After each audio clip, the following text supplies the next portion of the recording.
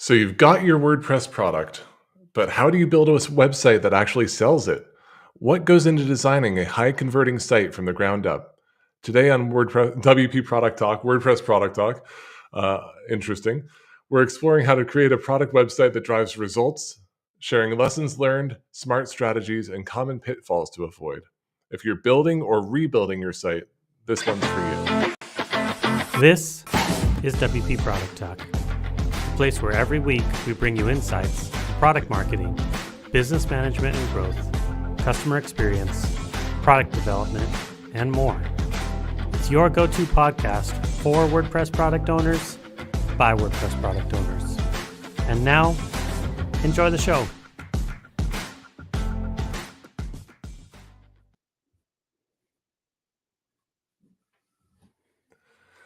Hi, I'm Zack, Katz, founder of Gravity Kit. And I'm Amber Hinds, CEO of Equalize Digital. And today we're talking about how to design and build a high converting website for your product.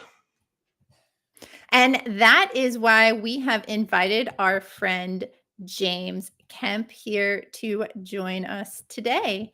James, welcome. Hi, thanks for having me. Yeah, so James, we are excited to have you here. We would love to have you introduce yourself and share a little bit about what you do currently at WooCommerce and your background in product development and ownership before WooCommerce. Yeah, I'll try and figure out the concise version of that. So I am James Kemp. I am in the UK. I currently work at WooCommerce, as you mentioned, as the core product manager, which is basically kind of making sure the whole WooCommerce product is cohesive and everything's on track and we're not duplicating stuff. We're making the whole product experience as good as it can be. And I work alongside other product managers that have specific focus areas within that. So yeah, it's a fun role. Prior to that, I was a plugin developer, and then that evolved into running a WooCommerce plugin business called Iconic WP. Ran that for quite a few years. The first product we had was 2011, and then I sold that company in 2021 to Stellar WP. So I worked very closely with Matt Cromwell after that acquisition. And then, I moved over to WooCommerce, and that's where I am today. Yeah, and one of the things that you haven't just done Iconic WP, you've also done some other products, and so it seems like you've built a lot of product websites. This topic is really great for you because every time I visit one of your websites, I think, oh my gosh, this is a product I want. How can our listeners get started on thinking about their websites from a product owner perspective, in terms of creating a good converting website? Yeah, it's definitely a challenge, and I think as well for product owners like me, where you're kind of coming from an engineering perspective, putting yourself into the customer's shoes, which is really what you want to do, like your potential customer's shoes, is very tricky. It's a tricky mindset for a developer or an engineer to take on.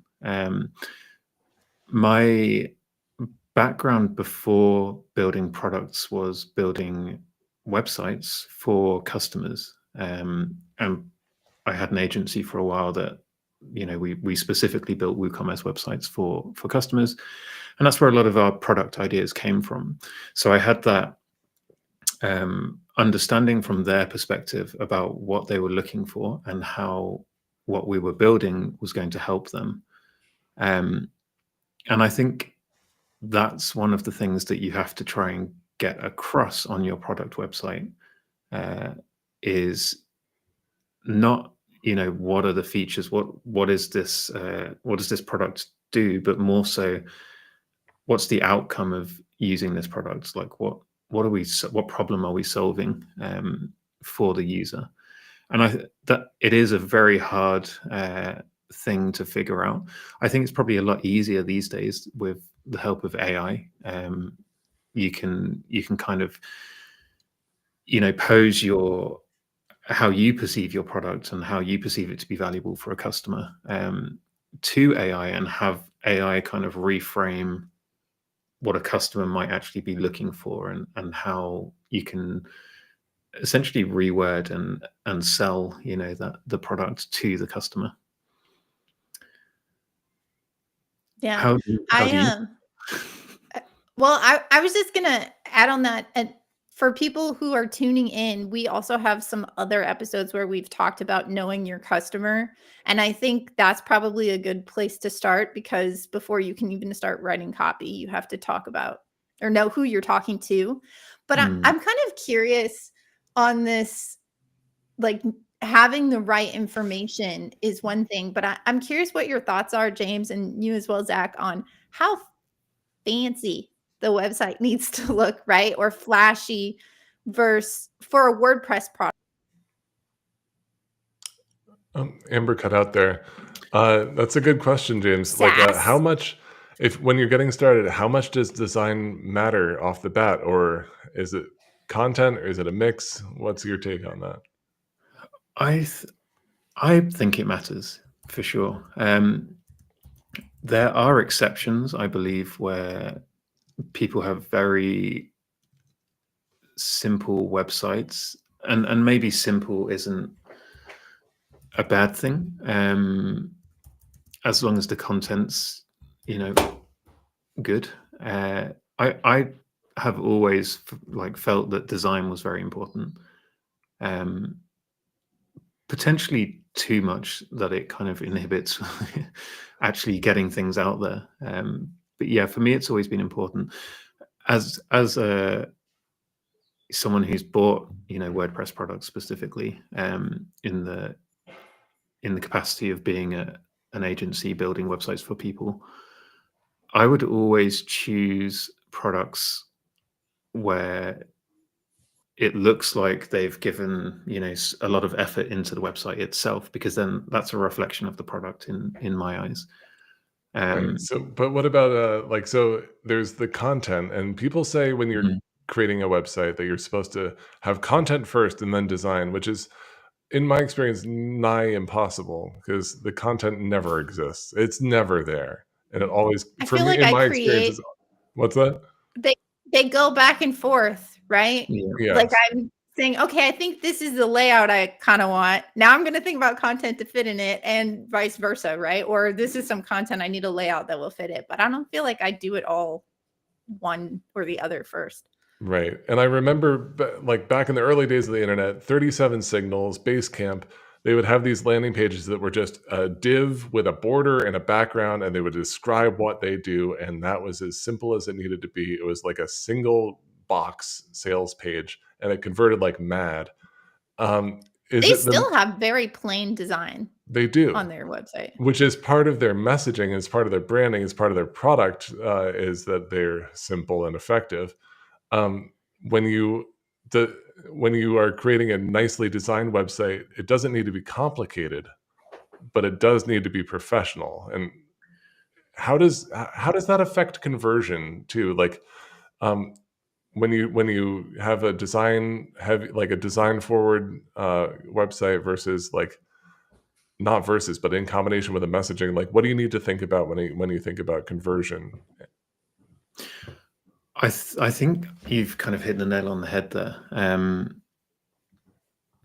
Design isn't necessarily just how it looks, right? It's a combination of the content that you're presenting, the way it looks, but also the way it's laid out, and you have to consider what the user journey is on that page, and what you want the user journey to be on any particular page.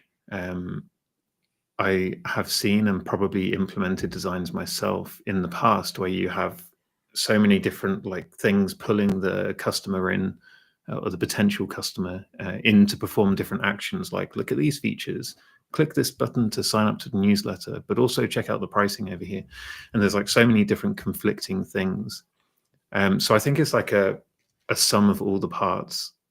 And I think one thing, like going back to the 37 signals scenario, they have the benefit of being reasonably well known, and I think they have been for a long time, right? Having marketing chops, they're very good at marketing and driving demand, and I would expect that a lot of people bringing out products into the WordPress space don't have that luxury. Like they're unknown potentially, and they have a bigger challenge. Like I think they have to. If you think about 37 Signals as a bit of an influencer, right? So that they've already got this credibility behind them. And I think at that point, you could probably be lacking a little bit in some of those areas and it not be an issue. Whereas I think for smaller brands, smaller products, I think it's important to really nail all of those areas and really think about what is that one action that you want the user to take, and how are you going to kind of drive them towards that path, whether that's through design or content or the way it's laid out. Yeah, I don't know if it necessarily has to be fully custom designed though. I feel like there's some decent WordPress For themes sure, yeah. out there that would be a really good starting point. And I mean, even I know on our own website, I've wanted to redo our website for 2 years. And my partner, Steve, he keeps reminding me, he's like, we have finite dev resources. So what are we going to not do in the product to do because of course, I'm at the point where I'm like, no, I want a full custom, all of that kind of stuff. And he's like, the current thing works. like there's a line you have to figure that out. And probably, especially for a new product owner, just off the bat being like, we're going to design, 12 different page templates and code them all from scratch and like all that stuff maybe isn't the best way to start, right? No, and I don't think you need to do that anymore. I think when I started, you did have to do that. Like the process of building a website was very different to what it is today. Whereas now you've got themes like Ollie WP that come with all these pre-configured patterns. I think probably what you need to consider is your brand. Like, what does my website look and feel like? But then I don't think you need any development really to build a nice website and a website that performs.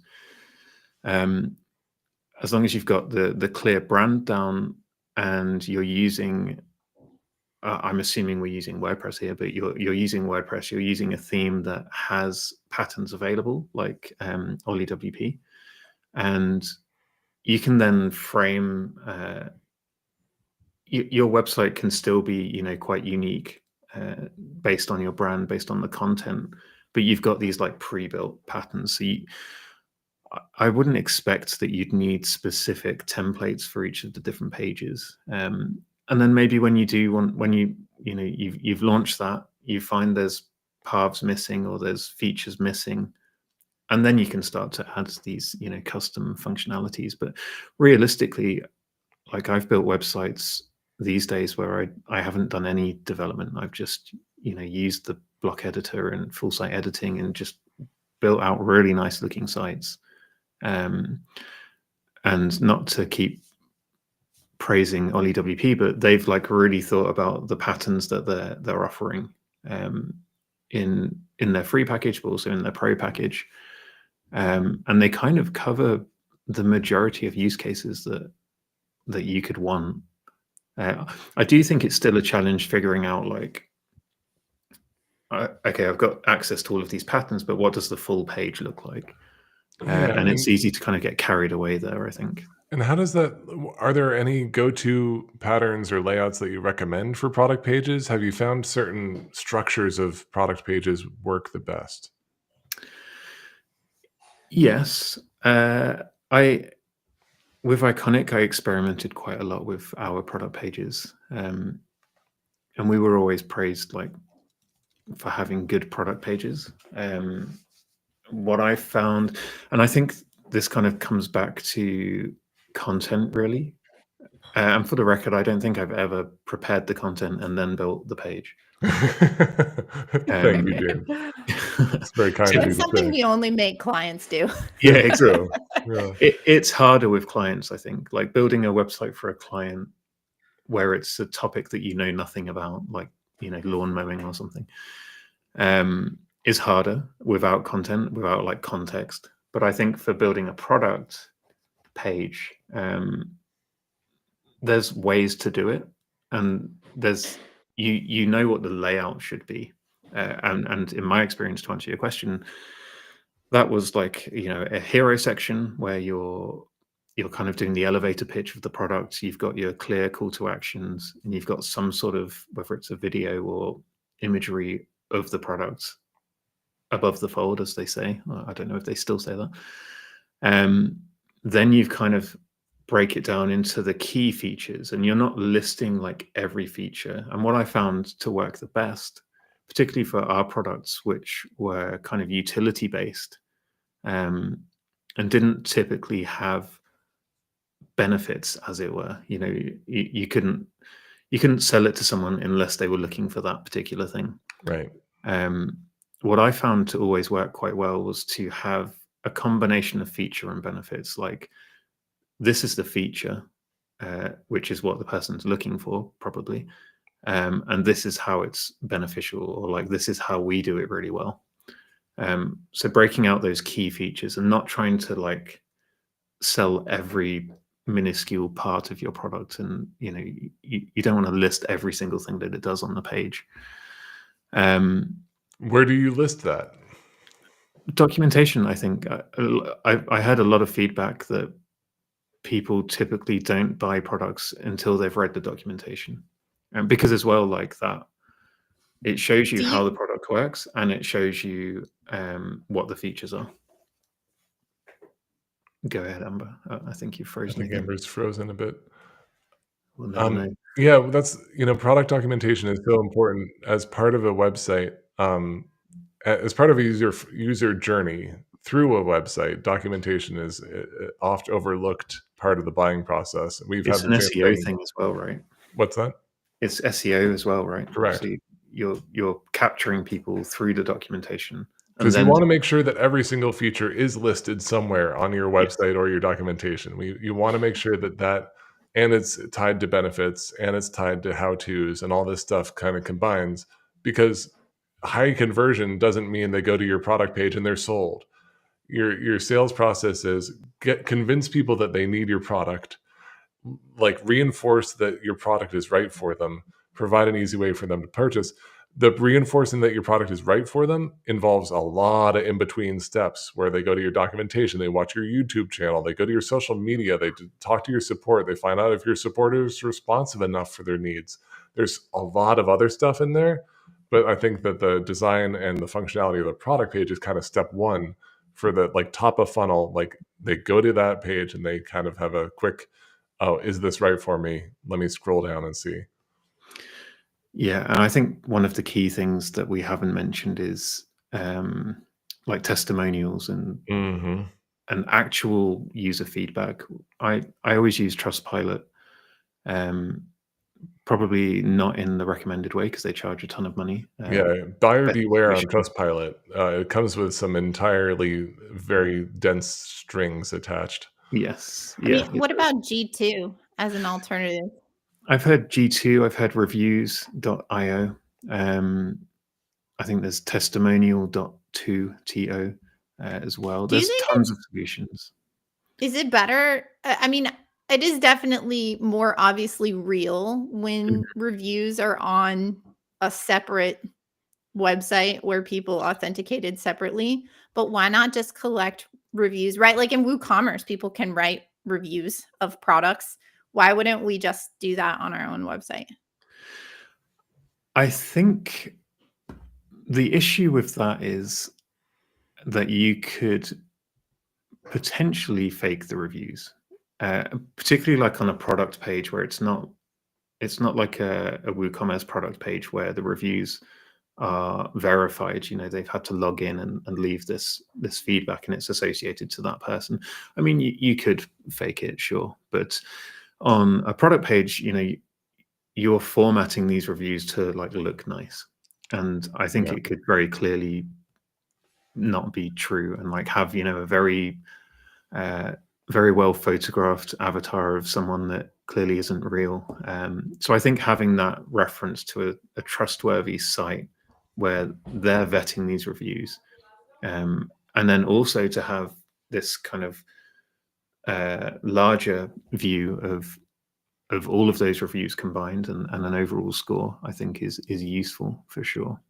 Yeah, I think that reviews on your own website need to be responsively reflective of actual reviews that you're receiving.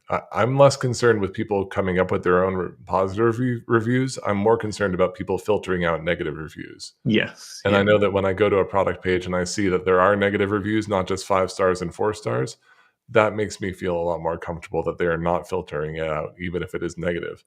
And if I see a negative review and I see a response that I think is a good customer service response to that negative review, that gives me more trust in the product, not less, when I see that. So one of the things that we're doing, we're actually rebuilding our website right now for Gravity Kit, and we are sprinkling in way more testimonials. This is something that we haven't done properly in the past.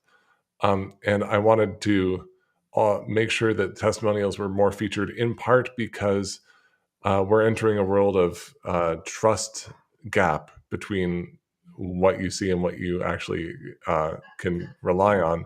AI is changing everything, and we wanted to bring the more humanity into our website and show that our customers are real people with real problems that we're solving.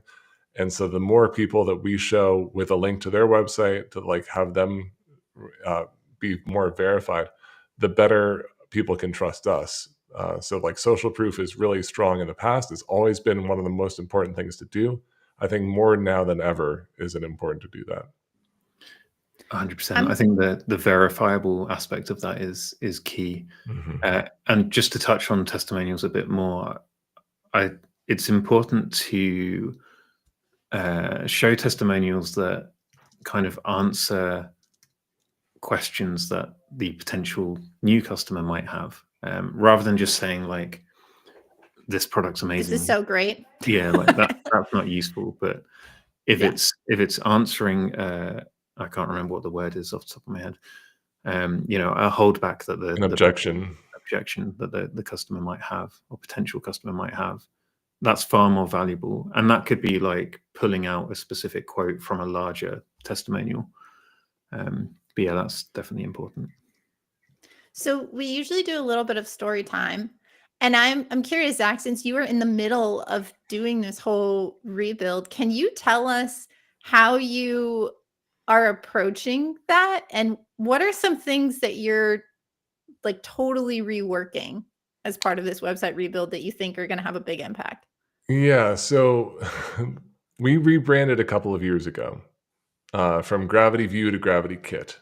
And at that time, we had a new logo designed professionally by an esteemed designer who also at the time proposed revamp of the website, just kind of a broad strokes what this might look like, what he was thinking at the time. I've been in web design hell for the past 3 years. I guess it was 3 years ago we rebranded. I've done everything wrong from a web design standpoint. We should have just used something like Cadence at the time, and now we are using Ollie finally as the solution for like our theme. We've done everything wrong, Amber, so don't ask me what the right answer is. But one of the things we are doing is making sure that we are having the objections answered, more testimonials used, a consistent brand, because right now our logo on our website don't feel the same. Our logo feels more professional and more like, I don't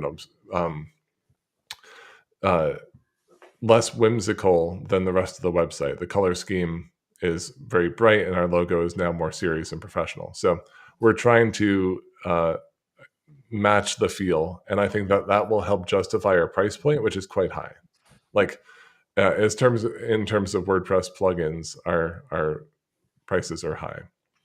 But we feel that the value is there, but our website currently doesn't reinforce that. If people go to it and they say, well, this looks like a light website, like it's not too serious, and this is serious pricing. We want to match that to make sure that the expectations are matched when people read about what we do. They'll understand it visually as well as in the branding and the marketing. How about you, Amber? What's your website experience? Are you guys down with? We don't always do this, but I kind of want to do some show and tells. Can I do that for a second? Absolutely. We'll see how it goes, since my internet sometimes doesn't always like to cooperate. But let's see. I'm gonna. Oh wait, let me flip us Yep. here, You maybe, see it? and they can see us too. Maybe. Let's see. All right. So this is our pricing page. So a big change that we made last year was we went from, I tried to find an actual screenshot of our old checkout and I couldn't. But so this is a image of just like EDD checkout when it's a free download. So we use EDD to do it. And we do have free $0, which is the same as what you get off WordPress.org on our website, which was something that Kim from Paid Memberships Pro had recommended to me because it's a really great way to grow your email list. And originally, when you clicked this link, it would take you over to like get a free checkout. And it was like a $0 purchase. So you can see there's like a purchase total. And actually, we had even more fields in this because it was the exact same checkout for people buying. So it would ask for like their address and their phone number and like a bunch of other things.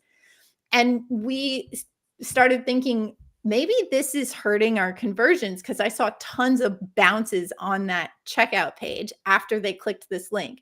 So what we did was we changed it to look more like a SaaS sign up kind of landing page with the image on the right and the stuff on the left.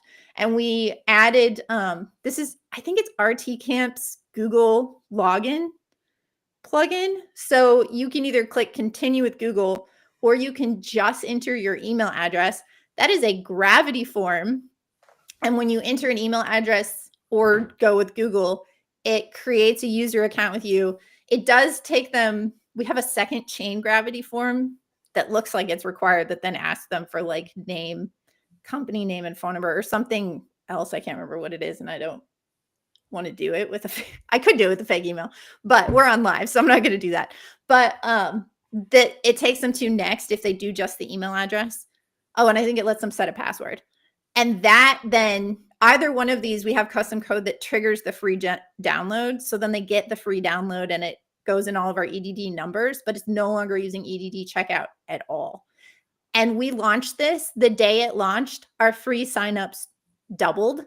And they're now, and then it like went up from there. So just making this one change doubled our free signups and our email growth, like going from that.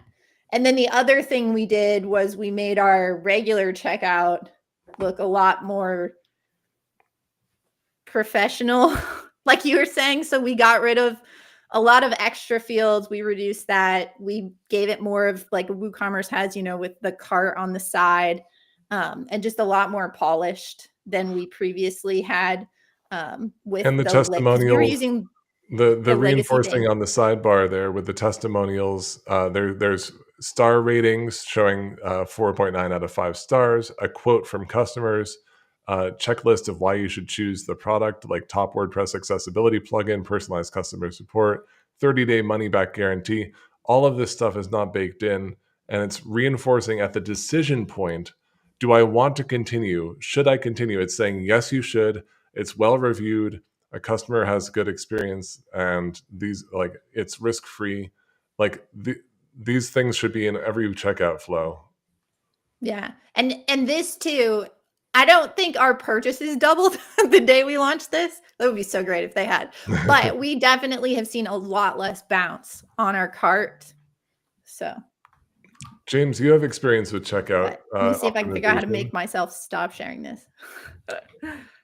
I'd love to hear what your thoughts are on the maybe not. checkout flow process, Sorry, guys. James. Yeah, I think exactly like you said.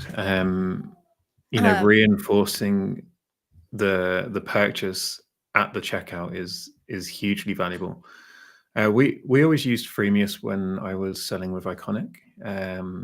we did move to WooCommerce just before I left Iconic, but the flow was very similar.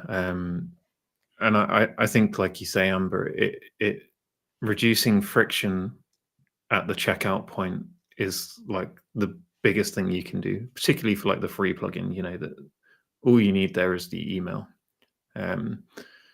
because then you can later on, that's like the beginning of a sales funnel, right? You can then later on sell them the value of Pro or whatever your premium plans are.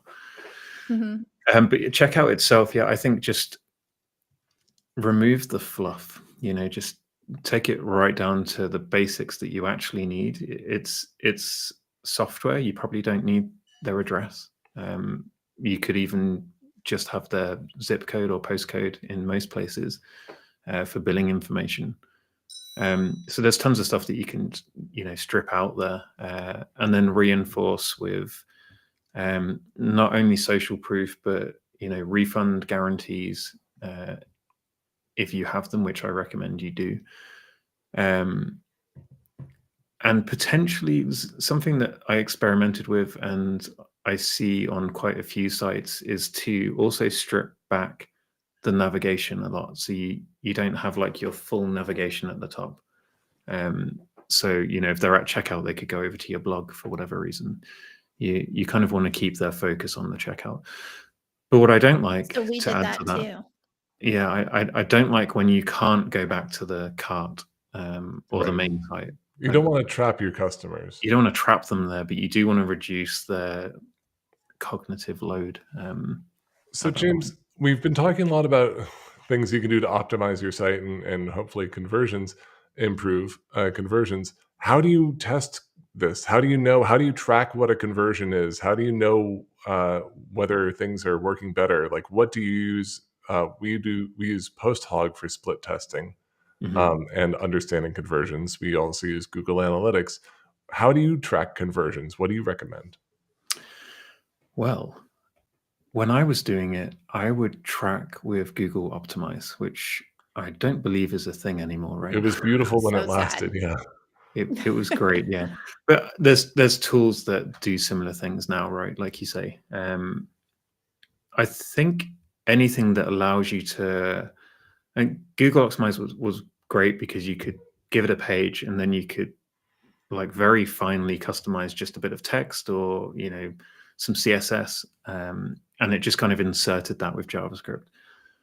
So it worked really well. You didn't need to be too technical with it.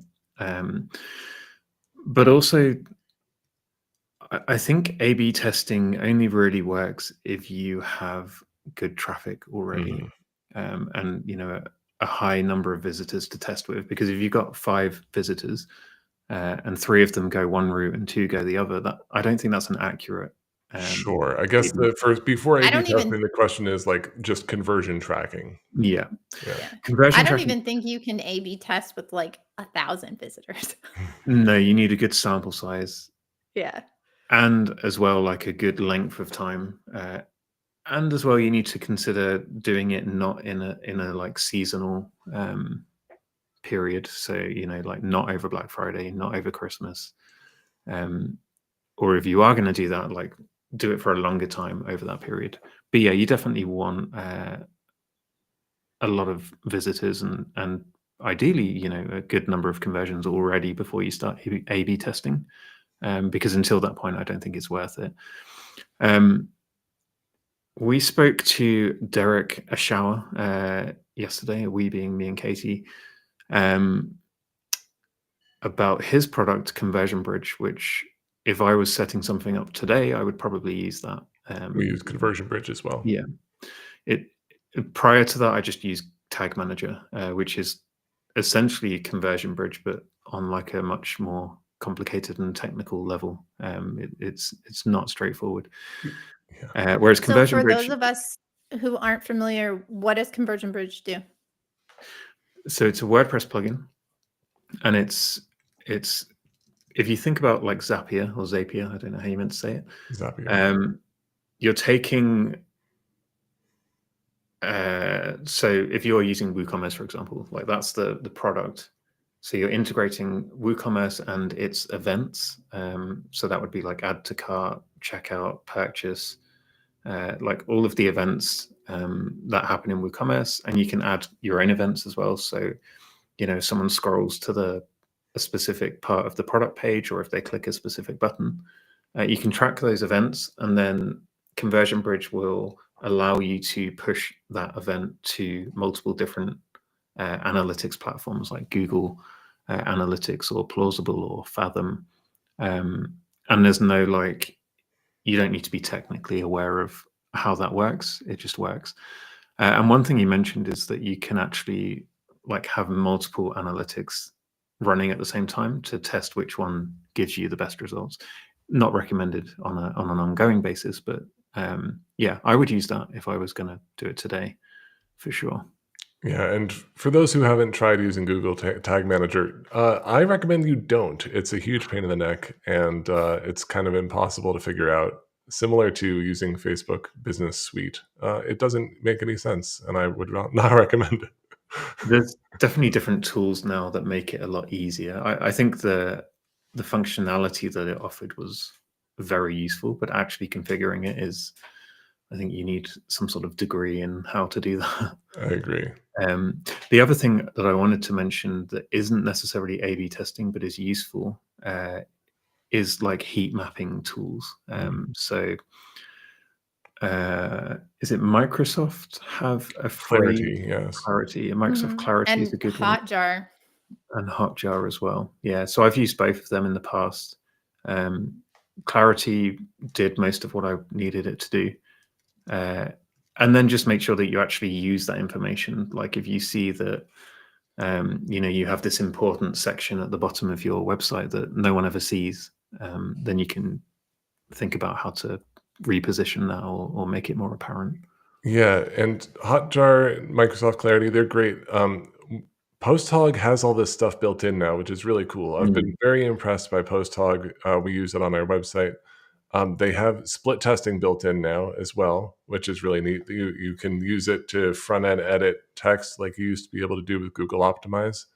But they also have heat maps. They have really good analytics reporting and stuff like that. So check out PostHog. It's free for most uses. Is it a WordPress plugin or it works anywhere? It works anywhere. It also has a WordPress plugin, or you can integrate it with Conversion Bridge. Nice. Yeah, I like watching the user recordings. So we use Hotjar a fair bit, which I think Clarity does this as well. But watching how people move through your site on a video recording, where they put their mouse, what they try to click on, which you can get out of heat maps, but sometimes actually seeing them on the page. It's really informative, and it's extremely depressing to see how users are browsing your site and the connections that they're making.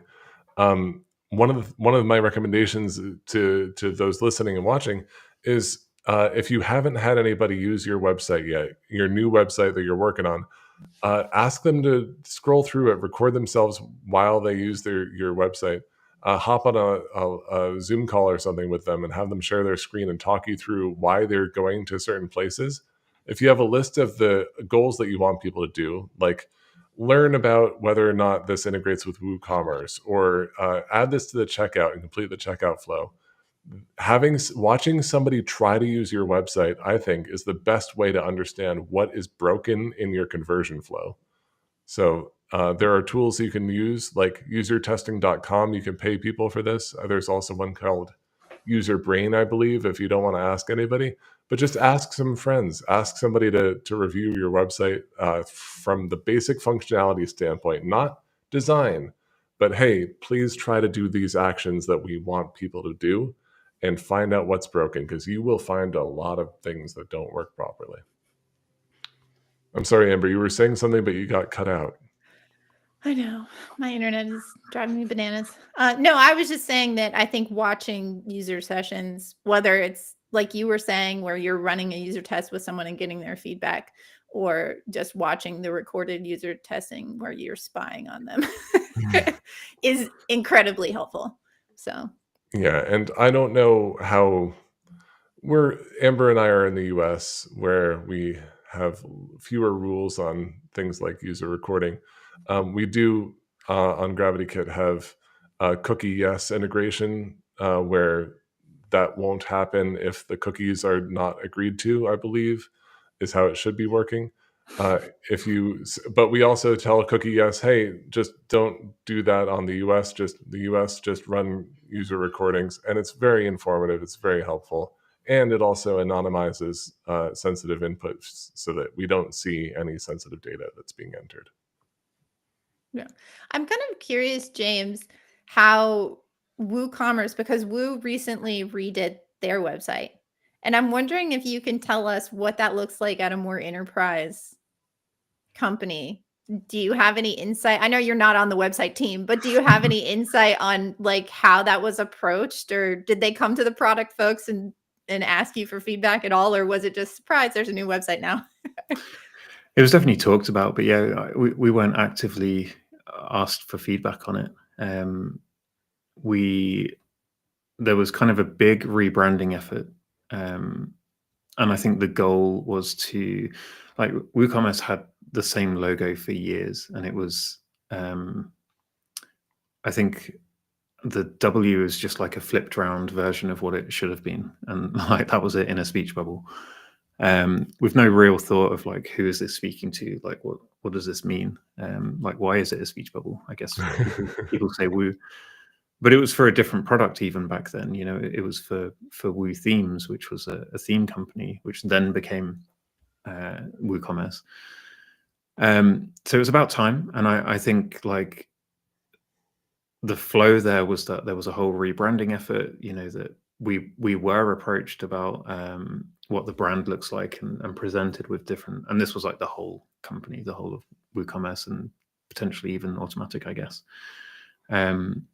We were shown these, I think maybe 4 options of what the brand could look like, and everyone fed back on that. And obviously we landed on the one that we've got now, which is much more modern. And if you, I guess in the future, in this year, you'll begin to see like more marketing efforts that aren't just the logo, but also the wording, you know, the messaging that we're putting out there is highly improved as well, and like really cohesive. So that was a nice experience. But actually, the process of building the website, although it would have been publicly, internally anyway, visible and approachable, is not something that I directly interacted with. So I don't have too much knowledge of what went on there. Do you know how long it took? Not too long, I don't think. I think the brand itself took a little while to kind of get it to the point that everyone was happy and it was portraying the right messaging. But the website, I don't think took too long. I mean, we have the benefit of having many people that could work on it, which isn't always the case. But yeah, like months we're talking, I believe. Whether they'd started something prior, I'm not sure. So I want to circle back around to our section called Best Advice, where we give our best advice for people who are interested in building highly converting websites. And I guess I'll start. And my best advice is I've found through extensive split testing in the past, and I've reinforced this recently, that showing your highest price first and then descending is actually a good way to increase your average selling price.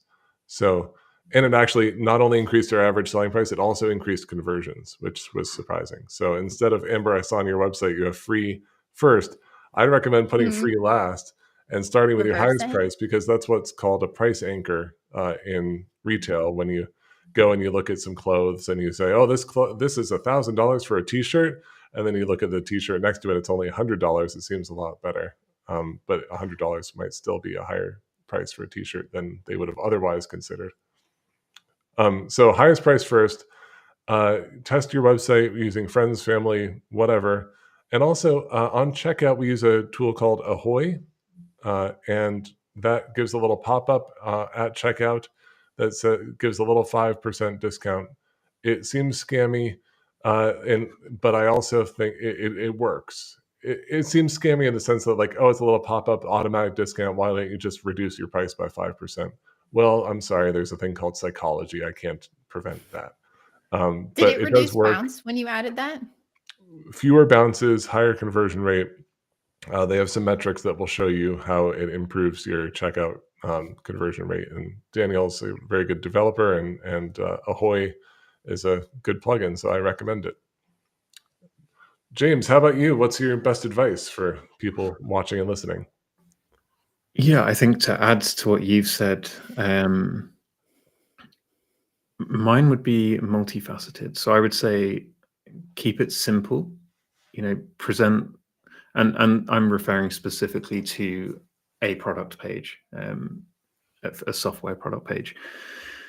Keep the information simple. Make sure you're not, listing. You haven't just got a big list of all your features. It's clear, like, even if like your section is encompassing a few features, but overall it's solving like one problem. I think that's important. Keep it simple. Have maximum 2 call to actions. So one would be like buy the product, and the second one might be whatever your secondary action is. So it might be to go and check out the free product, or it might be maybe register your interest for discount or something like that. But don't overload with options and buttons to do all these different things. And then, yeah, I think most of what we covered, so like social proof and things like that, and just really like focus in on how your product is solving a problem for someone. Right. And showing, not telling, like showing Yeah. through social proof, through screenshots, through graphics, through videos, through like, in, instead of just saying we do this, like, oh yeah, well, what does that look like? How does that benefit the customers? Yeah, exactly. And I think it's important to note that, like, when I was running Iconic, these pages were constantly evolving, and I was never like Good fully for you. satisfied with It's hard to do. Like, it's easy to get a product page up there and just like leave it for leave it. eternity. Mm-hmm. Yeah. I don't. I imagine there's probably ways that we could have still improved it. And I think now, like I said at the beginning, with the help of AI, that's also a good way to like analyze your page. You can just give it a screenshot of your page and say, how would you improve this, or even ask it as if it's the customer, like, what do you believe this product is selling, and what would you click first, like that kind of stuff. Can be very useful. Those are great. How about you, Amber? Well, I mean, I haven't said this word yet today, but since we're talking about websites, I'm going to say don't ignore accessibility. So I think when we were talking about from a design standpoint, definitely simple probably is a little bit better. I don't think everything needs to be like moving and millions of carousels and all sorts of things. I think it's easier for most of us, and a lot of times just more enjoyable to look at. If it can still be beautiful, but maybe more simple is better. And obviously, you want to make sure everybody can check out on your checkout page. But I would say, just in my experience, that really paying attention to that add to cart checkout experience, as I shared, it made a huge, literally overnight difference for us. I mean, obviously, it wasn't overnight to build those, but launching it was a big overnight difference.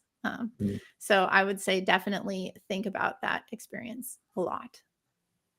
Those are great tips. Well, that's a wrap for today.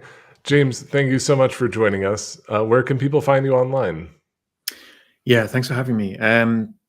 Twitter or X is the best place. I'm James C. Kemp over there. And I believe my inbox is open if you want to talk anything WooCommerce or anything WordPress related, or anything, whatever you want to talk about. Wonderful. Well, next week, our co hosts, Matt and Katie, will be discussing another important step in the journey to building and launching a WordPress product. They're going to be talking about how to wow your early adopters with an excellent customer service experience. And our special guest will be Robbie Adair, the CEO of OS Training. Yeah, and special thanks to Post Status for being our green room where we coordinate these shows.